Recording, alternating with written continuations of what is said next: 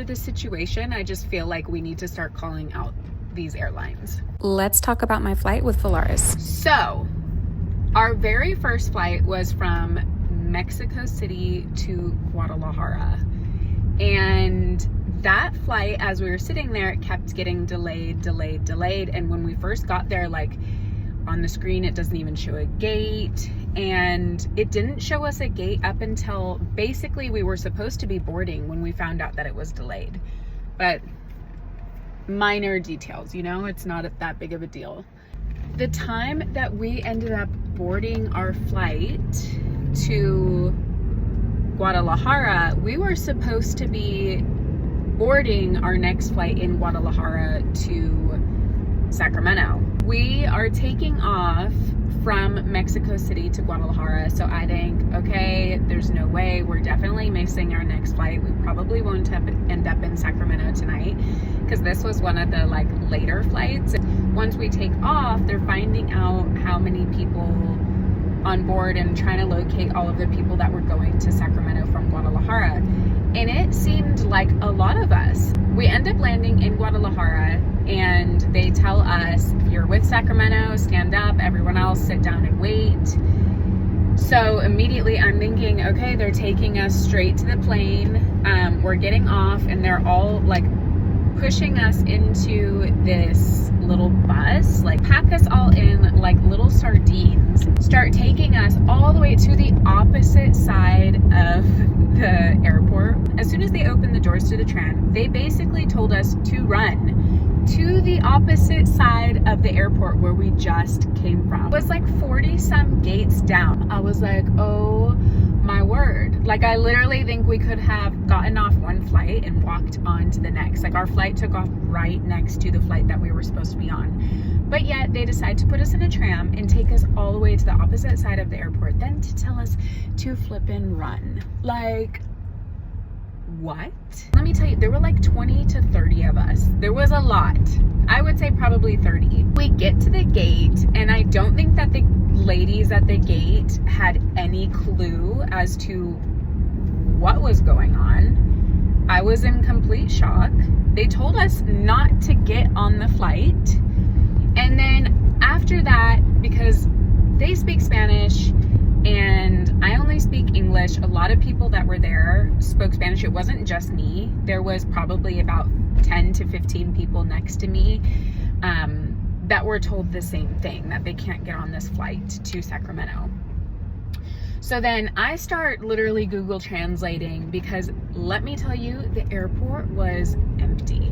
Like, when I say a ghost town, the crickets. Like, there was no one there except for these ladies and this gate that was open. Other than that, there was nothing. So me and my partner, we decided to split. He's going to look for someone else who can help us, because these ladies kind of like didn't want anything to do with any of us. They were kind of ignoring us. But I was like, okay, I'm going to stay and try and figure this out and just continue on, and hopefully we get somewhere. So I'm sitting there Google translating, like, can I speak with a manager? Totally ignores me, like reads what I'm saying and then acts like she has no idea what I'm saying, just ignoring me the whole time, giving me dirty looks, like stressed out. Obviously there were other people there. So then I was like, I'm Google translating again. Are there any open seats on this flight? Like, can we make this flight? Because this one's going to Sacramento. She then tells me, like, flight is full. And I'm like, okay. And I was like, well, when's the next flight? Can someone help us? Like, is there a number to call?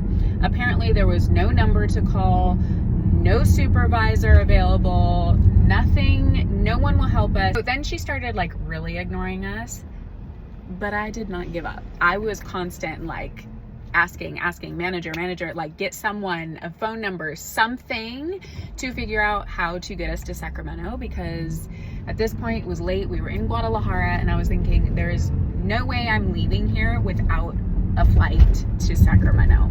Their customer service was absolute. Like, this lady was so disrespectful. She was so rude, rolling her eyes at me, absolutely not helping, refused to get management involved. And then on top of that, Like, I would say they shut the gate and it had maybe been like 10 to 20 minutes later. It felt like forever, where they were sitting, and then I heard my last name because there were two ladies that were there. And I was like, what? That was my last name. Like, I'm the only white girl in here. That is me, who she's talking about. And so I take out my passport and I'm showing her, and I'm like, you just said my last name. You just said my last name. I was like, that is me. You said my name. Because then she like looks at the other girl, and you can tell by her face, she was like, oh, this is the girl. And then doesn't acknowledge me. Literally gives her, the other girl, this look, and then still continues to completely ignore me when I'm saying, that is me. Are you saying my name? This was like, you are saying my last name. It is me.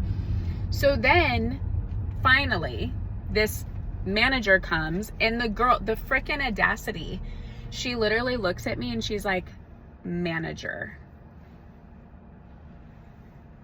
What? She starts telling me that the gates open and all these 15 people that are standing there, 10 to 15 people, including myself, need to get on because the flight's about to leave. So then I call my partner and I'm like, run, because I feel like these ladies are going to be an absolute disaster. I was like, there's one more person, he's coming. And then the other ladies start piping up in English, and I was like, oh, so you could have talked to me. So then they're like, where is he? Where? And I was like, he's literally coming. He'll be here in just a minute. And they were like, no, he can't come. The flight is fully booked. And I was like, no, he came with me. Like, he is flying with me and he's on his way. And they're like, who, where, what? And then start like kind of being argumentative towards me. And I just like keep trying to call him, like, please, like, come, they're gonna shut the gate. Because then they were like, where is he? We're gonna shut the gate, like, and you're not gonna make it. Then finally he comes. I feel horrible, like drenched in sweat. He ended up literally like running from the opposite side because he, this entire time, was trying to find someone and went through the entire terminal to find no one. And when I called him, he was on the opposite side where we had run from originally. And then he had the bags, and one of them was like 50 pounds. We make it on this flight, and I feel bad because there were other people who were turned away from the gate and did not stay because of these ladies. And they did not go over the intercom and tell people, like, if you are going to Sacramento, you were just turned away, come back, nothing. So we get on the flight, and the flight is so empty. Like, when I say empty, like the first 15 seats, no one was, like, it was empty. And then next to us in the seats, literally vertically across, there was one person, 2 empty seats, all these seats. There was plenty of room on the flight for them to try and figure out something rather than completely ignoring, saying there's no management when there frickin' was, because she ended up coming. And the only reason why we ended up on that flight is because the one girl said my last name. They're rude. There was zero customer service. Like, no one wanted to help.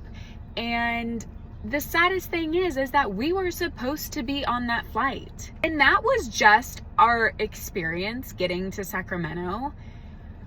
I mean, we have a whole entire story about the luggage. Like, the luggage was a whole other situation.